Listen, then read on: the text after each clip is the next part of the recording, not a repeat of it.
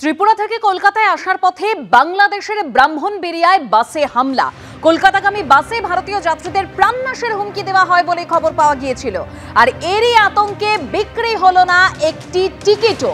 সপ্তাহে দুদিন ত্রিপুরার আগরতলা থেকে ঢাকায় যায় শ্যামলী পরিবহনের বাস। আর গতকালই হামলার ছবি এক্স হ্যান্ডেলে পোস্ট করে সরব হয়েছিলেন ত্রিপুরার পরিবহন মন্ত্রী সুশান্ত চৌধুরী।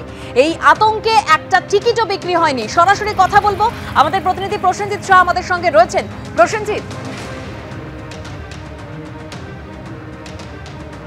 একেবারে দেখো যে সপ্তাহে দুদিন শনি এবং মঙ্গলবার আগরতলা থেকে কলকাতার উদ্দেশ্যে শ্যামলী পরিবহনের বাস ছাড়ে বাংলাদেশের উপর দিয়ে যেটা যায়, এবং গত শনিবার আগরতলার এই টিএটিসি প্রাঙ্গণ থেকেই কিন্তু শ্যামলী বাস 25 জন যাত্রীকে নিয়ে ছেড়েছিল, এবং সেটা যখন বিশ্ব রোডে গিয়ে পৌঁছয় তখন ব্রাহ্মণবাড়িয়া এলাকায় বিশ্ব রোডে যখন গিয়ে পৌঁছয় তখন একটি দুর্ঘটনা কবলে পড়ে সেই বাস।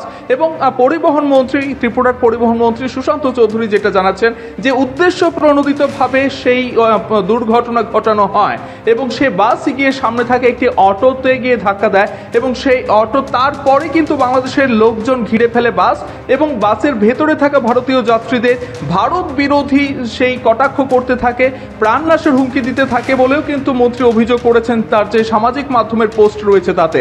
এবং আমাদের সঙ্গে কথা বলতে গিয়ে রাজ্যের পরিবহন মন্ত্রী সুশান্ত চৌধুরী যেটা জানিয়েছিলেন যে এটা বেশি দিন ধরে চলতে পারে না, এবং তার রেশ কিন্তু এসে পড়েছে আগরতলা টিআরটিসি প্রাঙ্গণে, যেখানে শ্যামলী পরিবহনের একটি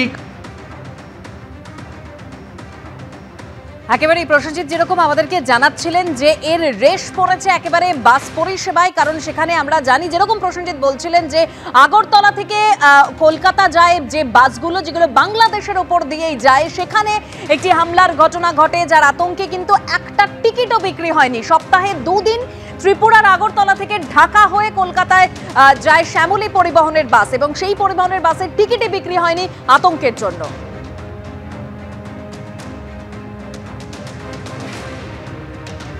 আমরা আবারও যোগাযোগ করেছি আমাদের প্রতিনিধি প্রসেনজিৎ শাহর সঙ্গে। প্রসেনজিৎ,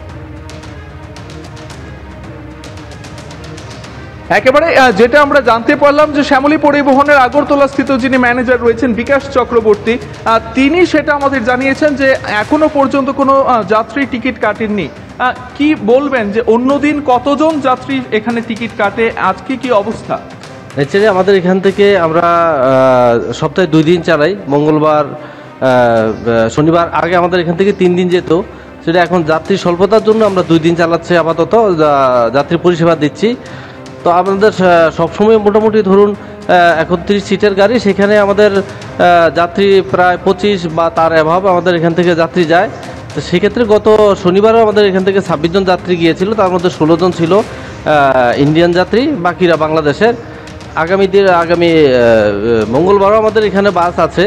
সেক্ষেত্রে এখন অবধি যে পরিস্থিতি, তার জন্য এখন অবধি কেউ টিকিট কাটতে আসেও নি, কেউ যাওয়ার জন্য সেই রকম প্রস্তুতি নিচ্ছে না। বাকি দিন দেখা যাক কি হয়। মানে অন্যবার কি হয়, অন্য ক্ষেত্রে কি হয়, কতদিন আগে থেকে টিকিট কাটার আমাদের এখানে 3 দিন 4 দিন 5 দিন আগে থেকে টিকিট হয়ে যায়। ন্যাচারালি 2 দিন আগে তো একদম মোটামুটি হয়েই যায়। আজকে তো মাঝখানে 1 দিন বাকি আছে, আজকে তো অনেকে টিকিট কাটার কথা, আগামী দিন কি হয় জানি না। কিন্তু এই পরিস্থিতি হলে তো যাত্রী সেরকম যাবে কিনা তারও একটা সন্দেহ, আমরা আতঙ্কে আছি। কি ধন্যবাদ প্রসেনজিৎ।